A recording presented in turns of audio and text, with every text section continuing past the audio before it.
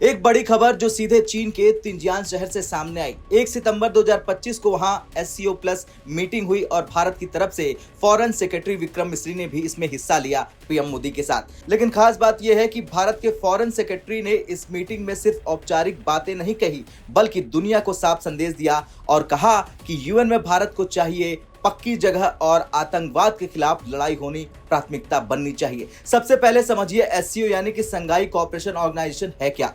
दरअसल ये एक बड़ा रीजनल ग्रुप है जिसमें रूस, चीन, भारत, पाकिस्तान और कई सेंट्रल एशियन देश शामिल हैं। 2025 में एससीओ का महत्व इसलिए बढ़ा है क्योंकि दुनिया आज दो बड़े ध्रुवों में बढ़ चुकी है। एक तरफ अमेरिका और उसके सहयोगी, दूसरी तरफ चीन, रूस और उसके पार्टनर। ऐसे में भारत दोनों ध्रुवों से जुड़ा हुआ है और अपनी स्वतंत्र विदेश नीति के जरिए संतुलन बनाए रखे हुए है। तो जब चीन की धरती पर भारत के फॉरेन सेक्रेटरी बोले तो ये संदेश सिर्फ एससीओ के लिए नहीं था बल्कि पूरी दुनिया के लिए था। अब आते हैं विक्रम मिस्री के भाषण पर। उन्होंने 3 मुद्दे उठाए। पहला, यूएन रिफॉर्म की जरूरत। मिस्री ने साफ कहा कि दुनिया बदल चुकी है। 1945 का वर्ल्ड अब 2025 में फिट नहीं बैठता। यूएन का स्ट्रक्चर पुराना है और इसे रिफॉर्म करना होगा। भारत ने तो कहा कि हमें सिर्फ यूएनएससी की सदस्यता ही नहीं चाहिए बल्कि यूएन सिस्टम में दोहरी भूमिका चाहिए, यानी सिक्योरिटी काउंसिल और ECOSOC economic and social council, दोनों जगह भारत का निर्णायक योगदान चाहिए। दूसरा है आतंकवाद के खिलाफ लड़ाई। एससीओ का एजेंडा सिर्फ इकोनॉमिक्स और सिक्योरिटी तक सीमित नहीं है। विक्रम ने याद दिलाया कि टेररिज्म सबसे बड़ा मुद्दा है और एससीओ को इसे प्रायोरिटी देनी चाहिए।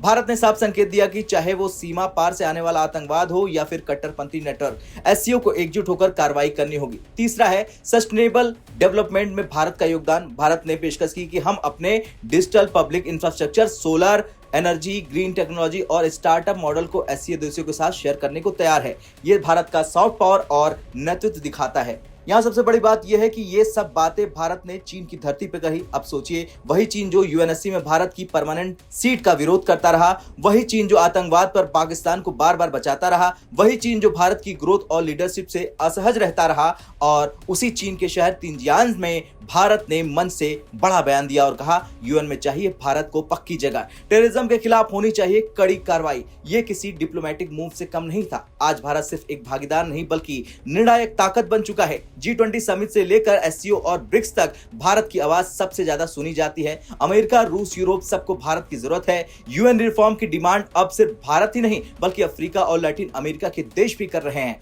यानी भारत अब अपनी वैश्विक भूमिका को सिर्फ डिमांड नहीं कर रहा बल्कि एसेट भी कर रहा है। अब चलिए जानते हैं भारत बार बार यूएनएससी की परमानेंट सीट क्यों मांगता है। क्योंकि दुनिया की सबसे बड़ी जनसंख्या भारत के पास है। भारत सबसे तेजी से बढ़ती अर्थव्यवस्था है। भारत न्यूक्लियर पावर है और स्पेस टेक्नोलॉजी से लेकर एआई तक में अग्रणी है। भारत दुनिया का सबसे बड़ा लोकतंत्र है। इतनी खूबियों के बावजूद यूएनएससी में 5 पुराने देशों का दबदबा बना हुआ है। भारत कह रहा है कि अब वक्त आ गया है नया वर्ल्ड ऑर्डर बने। एक और दिलचस्प पहलू यह है कि एससीओ में पाकिस्तान भी मौजूद है, लेकिन वहां भारत ने आतंकवाद पर कड़ा बयान देकर पाकिस्तान को अप्रत्यक्ष रूप से निशाना बनाया। मतलब भारत ने कहा कि अगर आप आतंकवाद को सपोर्ट करेंगे तो हम चुप नहीं बैठेंगे। यानी चीन और पाकिस्तान दोनों को एक साथ भारत ने कूटनीतिक संदेश दे दिया है। खैर, कुल मिलाकर चीन के शहर तियानजिन से भारत का यह संदेश पूरी दुनिया तक गया।